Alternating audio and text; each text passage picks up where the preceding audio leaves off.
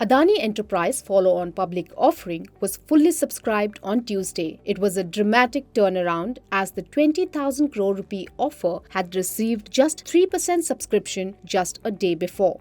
The Adani FPO, which would otherwise have been a lucrative bet for most investors, struggled to attract subscribers until the last day because of a damning report released by a US-based research firm on January 25th. A host of serious allegations made against the Indian conglomerate by Hindenburg Research, a firm led by Nathan Anderson, led to a steep fall in the market valuation of the group's listed companies. After the release of the Hindenburg report, the Adani Group shares slid on the bourses, falling in the range of 13% to 46% over the past week. By comparison, the NSE and BSE benchmark indices declined a little over 2% each. In the pecking order of the world's richest, 60-year-old business tycoon Gautam Adani was relegated to the 7th spot from 3rd just a week ago.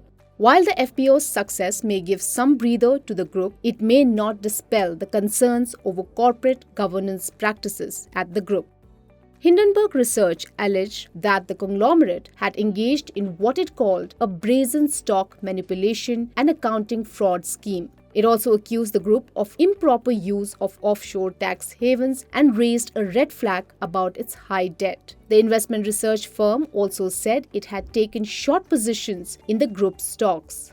The firm also accused members of the Adani family of creating and managing what it described as a vast labyrinth of offshore shell entities in tax havens like Mauritius, Cyprus, and the UAE. The report claimed that some of these entities were used for market manipulation. The report mentioned cold import over-invoicing investigation of the Directorate of Revenue Intelligence, which involved other Indian firms and public sector units. Further, it said the group was previously investigated by 4 government agencies. Ultimately, Hindenburg said that even if investors were to ignore its investigation and take the Adani Group's financials at face value, its 7 listed companies had an 85% downside purely on a fundamental basis because of their very high valuations. In its immediate reaction, the Adani Group dismissed the report, describing it as a malicious combination of selective misinformation and stale, baseless, and discredited allegations, which has been tested and rejected by India's highest courts. Adani Group's chief financial officer issued a statement saying the timing of the Hindenburg report showed that its principal objective was to damage Adani Enterprises FPO. The American short seller's allegations had come just 2 days before the launch of the mega FPO, which kicked off for public subscription on the 27th of January. The group also described Hindenburg's conduct as securities fraud. Ultimately, this appears to be turning into a battle of narratives, and India's attractiveness as an investment destination could end up suffering as it escalates. So what can the regulators do in such a situation, especially to ensure that future allegations and conflicts of such a nature involving Indian companies don't emerge?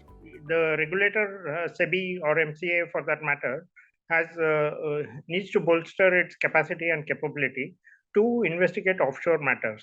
And two is they need to work towards quick, I would say, closure of any complaints. So has SEBI stepped up its effort? For at least the past 2 decades, Indian companies and offshore investment vehicles have been the subject of controversy in that sense of because of the Mauritius, Cayman Islands route. And this is not just in India, globally also. And SEBI has stepped up its efforts in KYC, finding the ultimate beneficial owner of many of these shell companies. So I think it's always a work in progress, not just for SEBI, for regulators globally also. And I think SEBI has to collaborate with other regulatory agencies to just continue its efforts in this front. Will these allegations affect investors' sentiment in any way?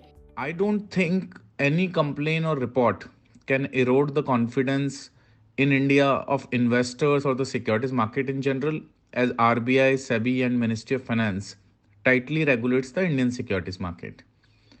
Ultimately, complaints or the source of information could come from anywhere, whether within India or from the outbound jurisdictions. It is the substance of these complaints that matters. Both of these regulators, RBI and SEBI, are entitled to summon Hindenburg researchers to provide the basis of their complaint so that they can look into the entire issue from a governance as well as the respective banking and the securities law related issues. Is there any change in the regulatory framework required, or is it just about better enforcement of existing rules? SEBI, of course, has very wide powers, and more often than not, it has exercised these powers against market participants and listed companies. Certainly, for transparency in fund flow from promoter and promoter related entities to other people, SEBI may tap into forensic audit if required. But whether it is a prima facie case for forensic audit or not, merely because some report has come, one will have to see the nature of allegations along with the evidence which has been provided. SEBI can definitely ask for disclosures. It can even check for secretarial auditor's report. It can call for the views of independent directors as well as the audit committee. As far as the secondary market transactions on the stock exchange are concerned, BSE and NSE both can analyze the trades if the allegations are relating to the stock play. Therefore, I don't think that there is a change in regulatory framework that is needed, but definitely if within timeline an investigation is completed or a faster investigation happens, that will allay some of these concerns which have been raised.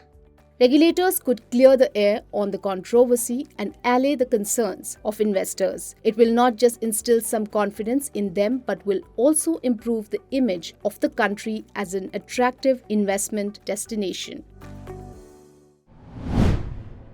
If you like this video, share it and subscribe to Business Standard. For more news, views and insights, log on to www.business-standard.com. Do also follow us on YouTube, Twitter, Facebook, Instagram, Telegram and LinkedIn.